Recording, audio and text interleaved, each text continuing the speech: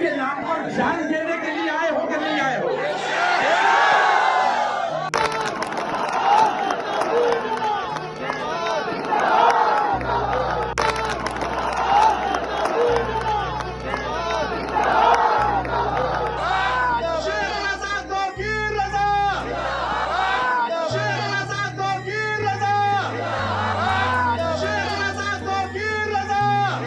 हिंदू समाज तक पहुंचाना चाहता हूं, ये बताओ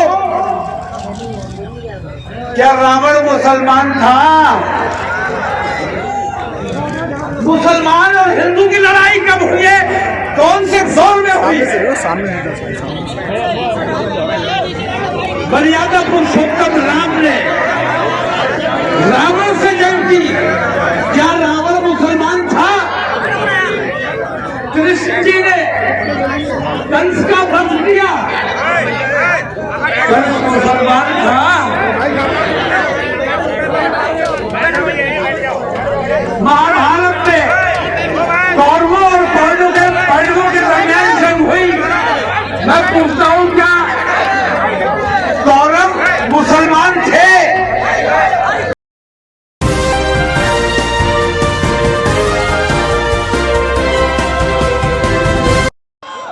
रसूल आजम की अहमद के नाम पर और अपने मुल्क के नाम पर जान देने के लिए आए हो कि नहीं आए हो?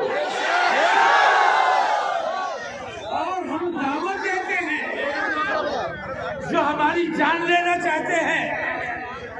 हम दावत देते हैं उन बेईमानों को, उन तमाम लोगों को जो हमसे नफरत करते हैं। और उनकी नफरत इसलिए नहीं है कि हम खराब लोग हैं, उनकी नफरत इसलिए है कि हम बहुत अच्छे हैं। इस वक्त मैं मुसलमानों की बात नहीं करूंगा, हिंदू माइथोलॉजी के हिसाब से मैं इस वक्त बात करना चाहता हूं। आपसे बात बाद में होगी। मैं अपनी बात हिंदू समाज तक पहुंचाना चाहता हूं। ये बताओ क्या रावण मुसलमान था? मुसलमान और हिंदू की लड़ाई कब हुई है? कौन से दौर में हुई है? मर्यादा पुरुषोत्तम राम ने रावण से जंग की। क्या रावण मुसलमान था?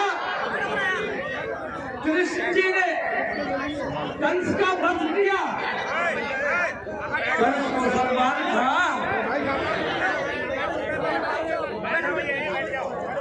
महाभारत में कौरवों और पांडवों के दरमियान जंग हुई। मैं पूछता हूं क्या कौरव मुसलमान थे? हिंदू समाज के तरह ये सवाल है कि कौन सा वो दौर है, कौन सा वो धर्म की हमारी पुस्तक पढ़ाई गई है जिससे तुम्हें ये सिखाया गया है कि हिंदू और मुसलमानों को लड़ना चाहिए। मैंने ये देखा है कि वो हिंदू समाज के मामला हो या मुसलमानों के हो, हर दौर में अच्छाई और बुराई के दरमियान लड़ाई हुई है, अच्छाई और बुराई के दरमियान जंग हुई है। और हर दौर में बिना आखिर जंग हमेशा अच्छाई ने जीती है, बुराई हमेशा ताकतवर नजर आई है। राम बहुत कमजोर नजर आ रहे थे, तन्हा थे। रावण का कितना बड़ा साम्राज्य था, लेकिन बिलाखिर रावण परास्त हुआ। मैं कहना यह चाहता हूं कि अच्छाई और बुराई के दरमियान हमेशा जंग होती रही है और इस जंग को कोई नहीं रोक सकता। ये जंग होती रहनी चाहिए, रहती दुनिया तक ये जंग जारी रहेगी। लेकिन तय हमारे हिंदू समाज को आज ये करना है कि असल में अच्छा कौन है और बुरा कौन है। अगर हम बुरे हैं तो ये बताओ, हम अपने देश के लिए मरने आए हैं, अपने मजहब के लिए मरने आए हैं, अपने रसूल की अजमत पर जान देने के लिए आए हैं और वादा करते हैं हाथ उठाकर कि हमें मारो, हम तुम्हारा हाथ नहीं पकड़ेंगे, हम तुम्हें रोकेंगे।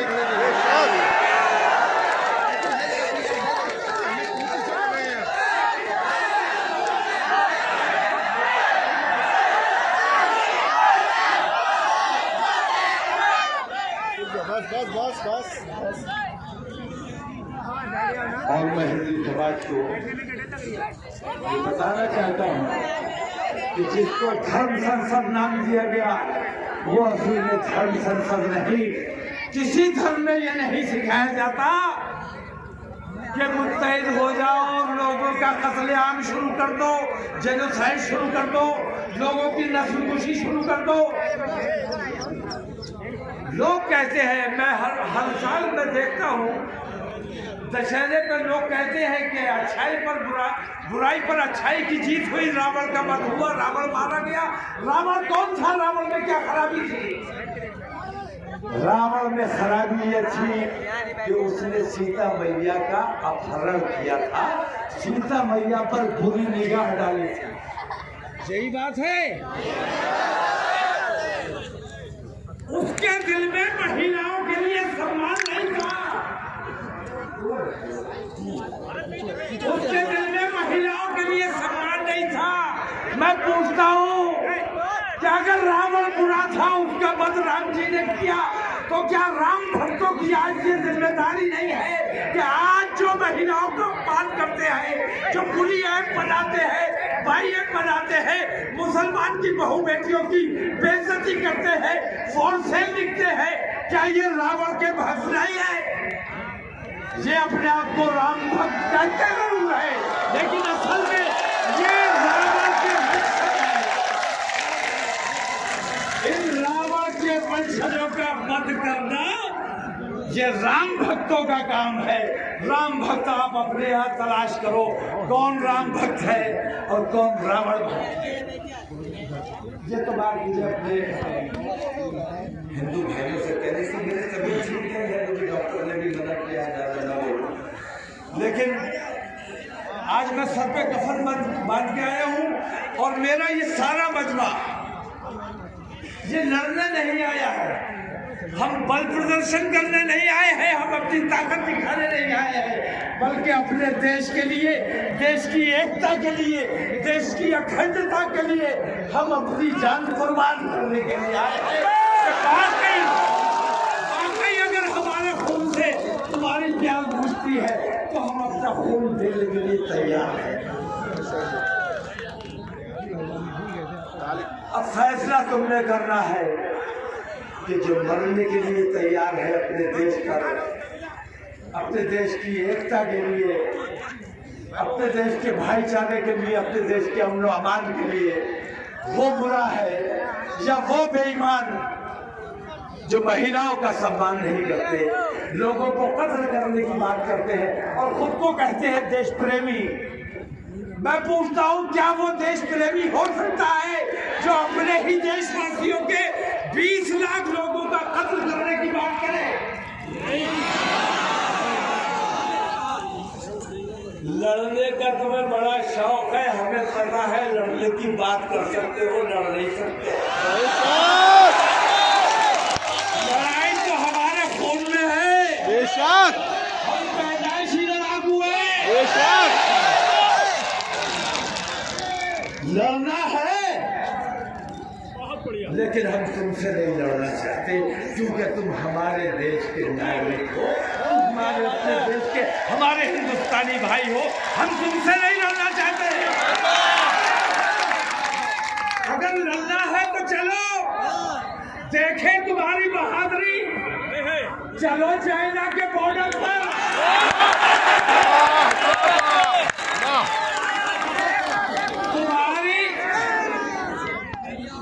तुम्हारी गैरत कैसे ये गवारा करती है कि चाइना मीलों किलोमीटरों तुम्हारे देश में घुसा हुआ बैठा हुआ है। चाइना, मैं बताता हूँ, मैं तो हुकूमत से मांग करता हूँ, मेरे ये 20,000 नौजवान आए हैं,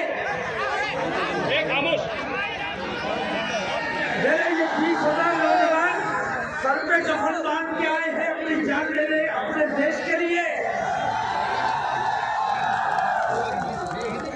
मेरे नौजवानों को थोड़ी सी ट्रेनिंग दे दो, थोड़े से हथियार दे दो, कैलाश मानसरोवर,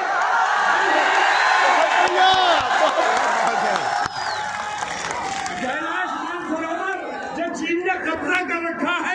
हम अपने हिंदुस्तानियों को भेंट करने के लिए तैयार हैं। लड़ना है, लड़ना चाहते हो चलो, कैमरे वाले पाकिस्तान चलते हैं, चलो पाकिस्तान।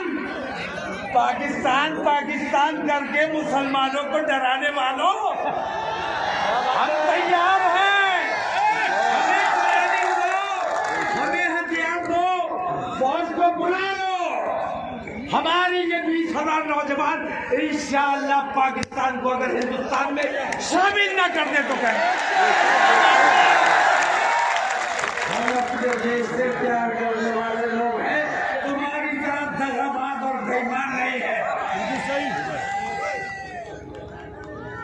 मैं ये बात आज इसलिए कह रहा हूँ, और मैंने ये बात पहले भी कही है, शोर नहीं बचाओ भाई। बात जो कह रहा हूँ समझ में आ रही है, ठीक लग रही है। मैं हुकूमत को ये बता देना चाहता हूँ, मैं अपने आम हिंदू भाई को ये बता देना चाहता हूँ कि रोज कुरान की बेहुरमती होती है, हम सब्र करते हैं। रोज रसूल आजम की शान में गुस्ताखी होती है, हम सब्र करते हैं। खून के आंसू रो रहे हैं, खून के घूंट पी रहे हैं, गुस्से से तिलमिला रहे हैं, सब्र कर रहे हैं। हमारी बहन बेटियों की इज्जत तो आबरू से खिलवाड़ किया जाता है। हमारी बहन बेटियों को कहा जाता है अपने नौजवानों से कि इनकी बेटियों को वर्गलाओ, बहकाओ, भगा कर लाओ। शर्म नहीं आती, शर्म नहीं आती। खून के आंसू होते हैं, खून का घूंट पी के रह जाते हैं, क्योंकि हम अपने मुल्क में अमन और अमान चाहते हैं। लेकिन अब हमारे सब्र का पैमाना टूट चुका है। अब सब्र का पैमाना टूट चुका है। मैं गांव-गांव जाता हूँ, बस्ती बस्ती देखता हूँ, मैं देखता हूँ मेरे नौजवानों के दिलों में कितना गुस्सा पनप रहा है।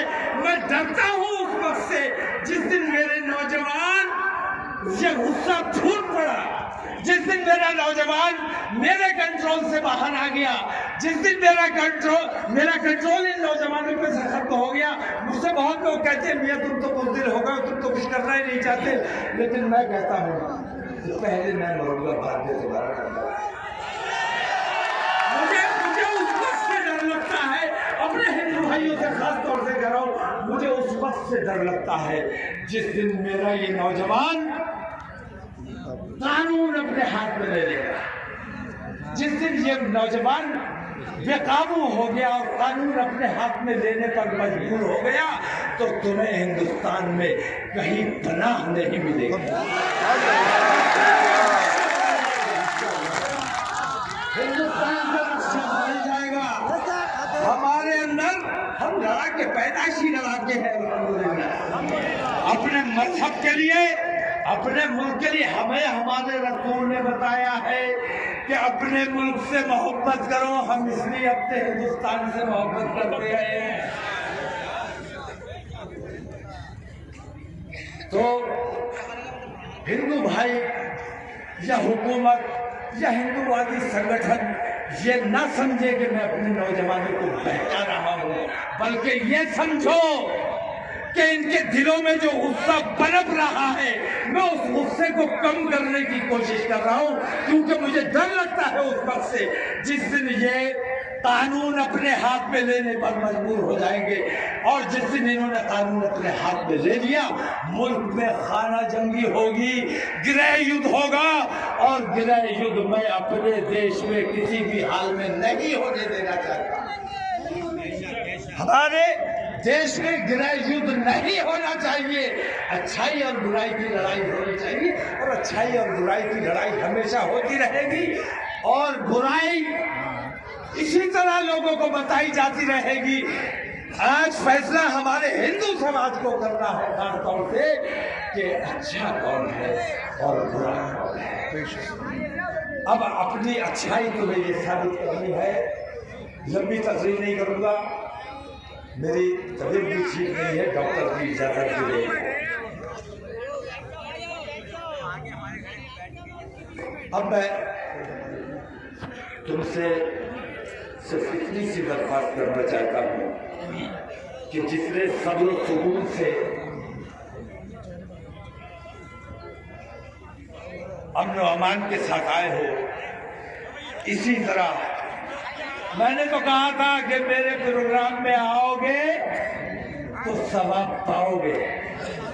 ये तो सवाब का काम है। अल्लाह की राह में गर्दन कटाने निकले हैं और दावत दे रहे हैं।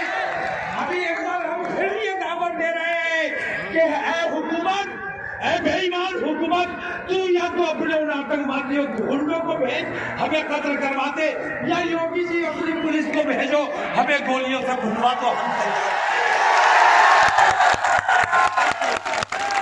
तैयार खड़े हैं और बिल्कुल मजाक नहीं करेंगे। गोली चलाकर देखो, अगर हम बचने की कोशिश करें तो लानत है हमारी मर्दानगी पर। शेर रजा तौकीर रजा जिंदाबाद जिंदाबाद। शेर रजा तौकीर रजा, शेर रजा तौकीर रजा, शेर रजा तौकीर रजा। सरफरोशी की तमन्ना अब हमारे दिल में है, देखना है जोर कितना बाजुए कातिल में है।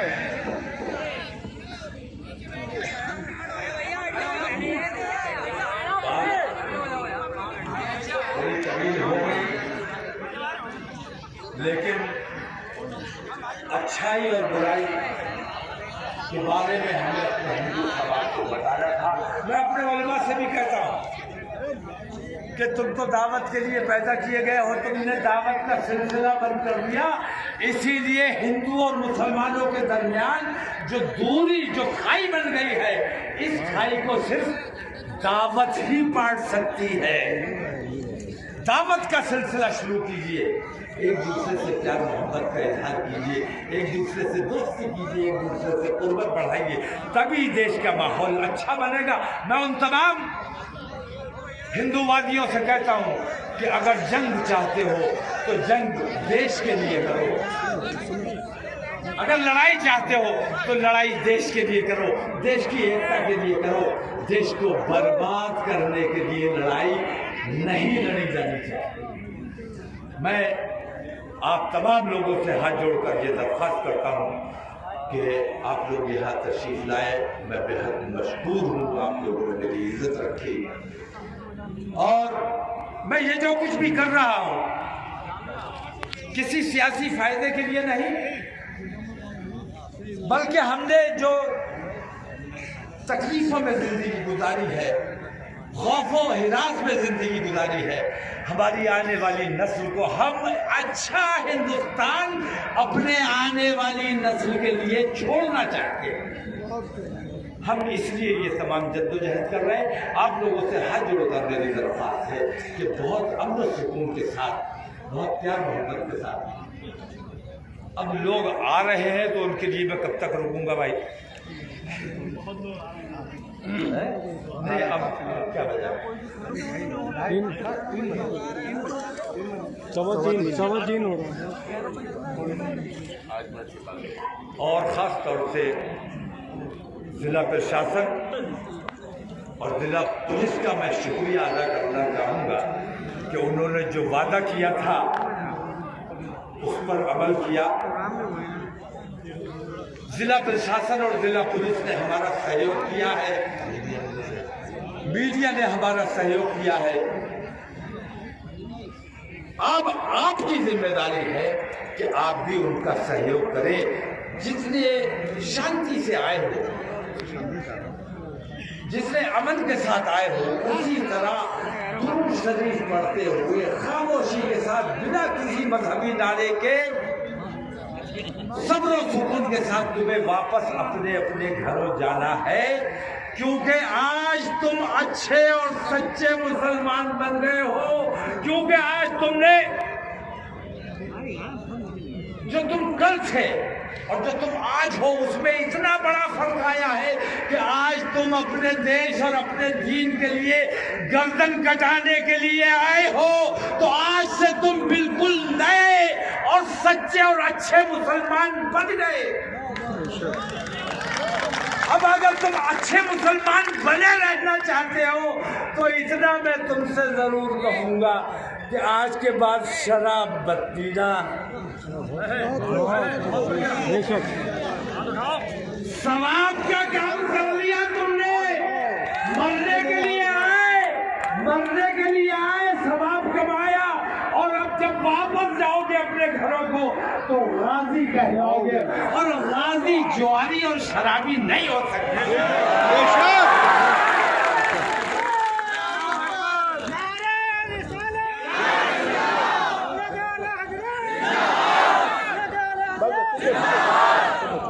मैं कहता हूं मुसलमान अगर वाकई मुसलमान बन जाए, जैसा मुसलमान हुआ करता था, जैसा ईमानदार लोग कहते थे, मैंने बहुत बार ये बात कही है कि मैं बचपन में सुनता था, लोग कहते मुसलमान होके झूठ बोलता है, मुसलमान होके झूठ बोलता है। आज वही लोग कहते हैं मुसलमान है इसीलिए तो झूठ बोलता है, मुसलमान है इसीलिए तो बेईमानी करता है। वैसे मुसलमान बन जाओ। आज तुम मर चुके हो, जो तुम कल थे वो आज नहीं हो, क्योंकि कल वाला जो तू कल वाला था वो आज मर चुका। ये समझ ले कि तू शहीद हो चुका, आज से तू गाजी बनकर जिएगा, क्योंकि तू मौत के मैदान से बाइज्जत और बावकार तरीके से अल्लाह तबारक तआला तुझे तेरे घर वापस भेज रहा है। तो आज से तू गाजी है, और गाजी बेईमान नहीं हो सकता।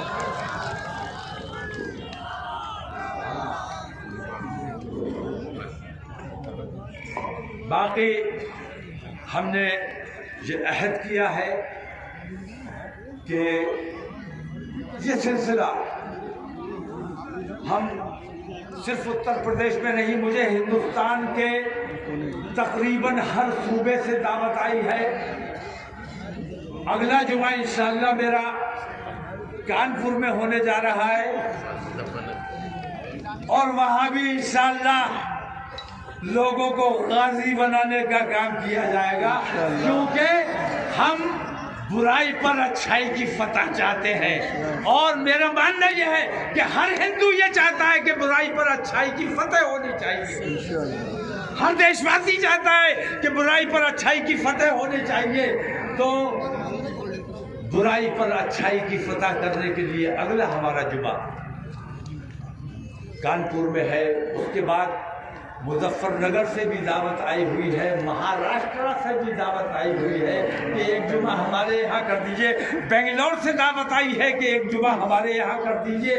मुमकिन हो सका, सेहत ने साथ दिया, जिंदगी ने साथ दिया, तो इंशाअल्लाह ये एकता और भाईचारे की मुहिम, ये शांति, प्यार, मोहब्बत की मुहिम, और पूरे हिंदुस्तान को एक करने की मुहिम इंशाअल्लाह हम जारी रखेंगे। इन नफरतों का मैं तो ये समझता हूँ कि मैं जो कुछ भी कर रहा हूँ ये एक और आज़ादी की लड़ाई है। तब हम लोग अपने हिंदू भाइयों का भी साथ चाहिए, अपने मुसलमान भाइयों को, अपने तमाम देशवासियों का साथ चाहिए। साथ ही मैं जिला पुलिस से ये कहना चाहूँगा, मुझे यकीन है कि जिस तरह आपने हमारा सहयोग किया है उसके लिए हम तहे दिल से आपके शुक्रगुजार हैं, लेकिन हमारे अवाम ने भी बहुत सहयोग किया है, और अभी वापस जाने में इनको तकरीबन 1 घंटा लग जाएगा। इस 1 घंटे में आप लोगों को सब्र और तहम्मुल से काम लेना है, किसी किस्म की नारेबाजी नहीं करनी है। और जिला प्रशासन से मैं खास तौर से दरख्वास्त करूँगा कि हमारा आपने डिमॉन्स्ट्रेशन देख लिया, हमारा एहतजाज देख लिया, कितना पुरसकून और सबराज़मा था। हम अपने लोगों को वापस घर भेज रहे हैं, लेकिन जिला प्रशासन ने, जिला पुलिस ने, अगर उम्मीद नहीं है, लेकिन अगर कुछ लोगों पे मुकदमा लिखने की कोशिश की या सताने की कोशिश की, जिसका मुझे यकीन नहीं है, क्योंकि मैंने देखा है कि बरेली की पुलिस, बरेली का प्रशासन बहुत कायदे की सोच रखता है, बेईमानों की सोच नहीं रखता है, क्योंकि बहरहाल ये भी इंसान है। बल्कि एक जुमला मुझे बहुत अच्छा लगता है कि हर पुलिस वाला देश का नागरिक है वर्दी के अंदर, और हर देश का नागरिक पुलिस वाला है बिना वर्दी के, तो उनको भी अपना भाई समझो। और मुझे यकीन है कि किसी किस्म की मुकदमेबाजी या और अगर ऐसी कोई नौबत आती है तो कानपुर बाद में करेंगे इंशाअल्लाह, अगले जुमा फिर बदलेंगे इंशाअल्लाह।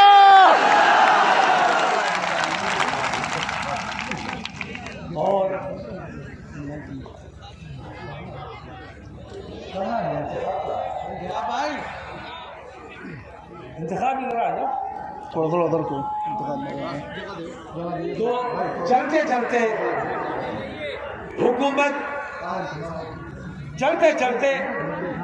हुकूमत हिंद से अगरचे ये इस लायक नहीं है कि इनसे कोई मांग की जाए, बेईमानों की हुकूमत है, ये अच्छाई की बात सुनते भी नहीं है, मानते भी नहीं है, लेकिन फिर भी मैं कहता हूँ कि हर जुमे को 20,000 मुसलमान मेरे सर कटाने को निकलेंगे, तब तक जब तक उन बेईमानों को सलाखों के पीछे नहीं डाला जाएगा। इंशाअल्लाह।